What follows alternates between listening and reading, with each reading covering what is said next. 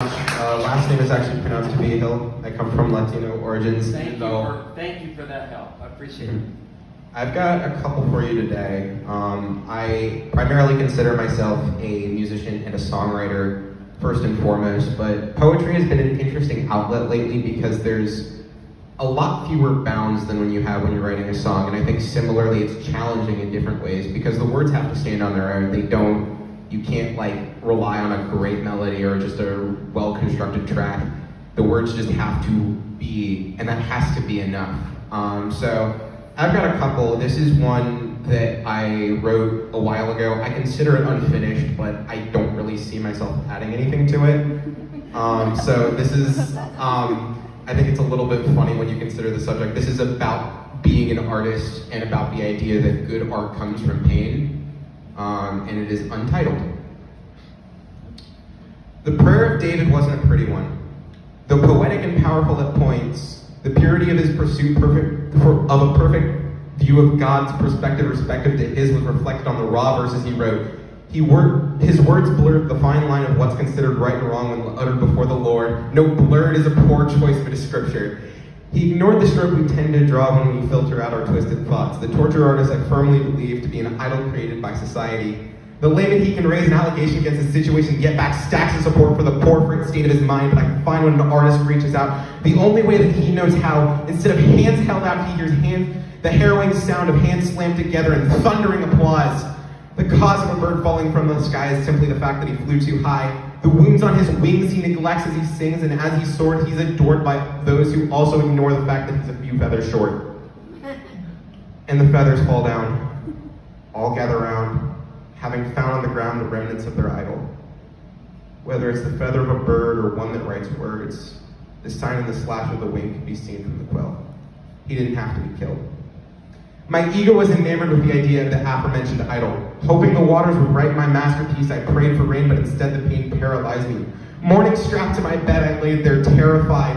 I thought the gnawing inside my brain would go away if I just ignored, but instead it bored further in until I found the nerve within to pour out the blood from the path dug by the worm. But instead of gushing out onto the carpet for all to see, it formed a clot, sealing in the parasite of my depravity. The pity party became the Grammys as my pride gave its acceptance speech. And as my ego grows, it lies to me, and it always shows, despite what its disguise may be. Can I feign enough vulnerability to be praised for my humility? I want applause instead of help. Getting better doesn't sell. Who am I kidding? I'm no tortured artist, I'm just solution averse. The red cow seems worse than the bright lights, an attentive ear hears more than the masses. An audience of one can speak back.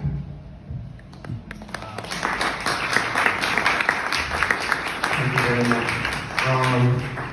For the uninitiated, this month is Autism Awareness Month, and I am on the spectrum, and I would like to encourage everybody, tell an autistic person you love them, you appreciate them, tell them how we don't know how to just infer that. And this is a poem that I have been working on for past year. I just finished it today. I might tweak it, but this is about my experiences with autism. It's untitled at the moment.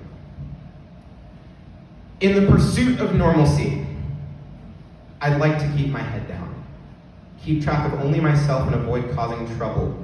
I'll observe the words of others and smother my voice in the choice to mutter something I heard someone else say.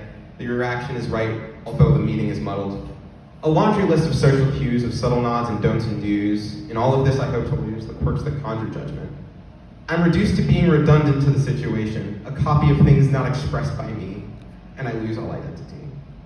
In pursuit of identity, I perform a lengthy act, sacrificing good for great, carefully treading between careless and carefree, hoping my craft will be the key into fooling you all into loving me. Identity I definitely weave, fixed on how I've been perceived, a story told by only me that jury finds me guilty. Poorly sourced police reports, barely based on true events. I hope my pre-planned eloquence can make sense of my stuttering and stumbling. Can skill command respect? A party trick can be direct. And does that connect to me to those around me? Respect and love have a different sound. Or instead, do I don the hat of a clown? Adults are dull and perpetually bored. So I'm good for a laugh with a social mishap. I trip and exaggerate my fall, hoping to be seen by all. Knowing the outcome leaves me on the wrong end of the punchline, but I'm a punchline desperate to be seen. I'm reduced to my use, a cheap joke from a dropped cue leaves me degraded. My inspiration and admiration leads to emulation and imitation until the joke isn't funny anymore. The essences of my sentence is lost and laughed off with a call of, why did you say it like that? How am I perceived with my clicks, ticks, and stims, and nonsense facts that on the whim? Or do I come off as a poor flirt or a pervert or an awkward guy with shifty eyes? And they breathe a sigh of relief when I leave, and he doesn't realize the pain or tension he's causing in every exchange, every sentence, every wrong word, every conversation in another language spoken, every conversation behind a door my palms are too sweaty to open, every conversation a book I forgot to read, every conversation a weight a little too heavy for me, every conversation of commitment to memory so I can see where I went wrong over and over and over and over, every conversation a dull script or disaster waiting to happen, every conversation a minefield that I choose to walk across anyway. In pursuit of connection, in pursuit of friendship, in pursuit of love, a pursuit God thought worthy of a rib, a pursuit I find petrifying.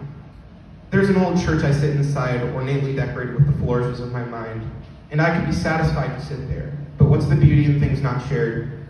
Outside, the doors locked and closed, through the stained glass windows, apparitions flicker. Forms that seem to dither, but I couldn't call their rhythms prose. There's fear in the unknown. Colors tint my vision, I'm filled with indecision, but I'll forget my fears long enough in curiosity to unbolt the door and push it open. The nameless form is to reveal to be a mass of all of you, in one big cryptic dance that leaves me entranced.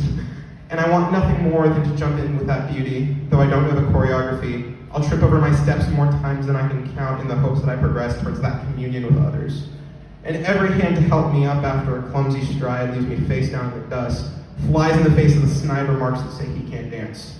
I'll find God in every kind word, reminding me that I'm heard, that I'm loved, that I'm seen, reminding me that there's no need for normalcy, nor a carefully crafted identity. In pursuit of love and peace, all I need is an ear for listening.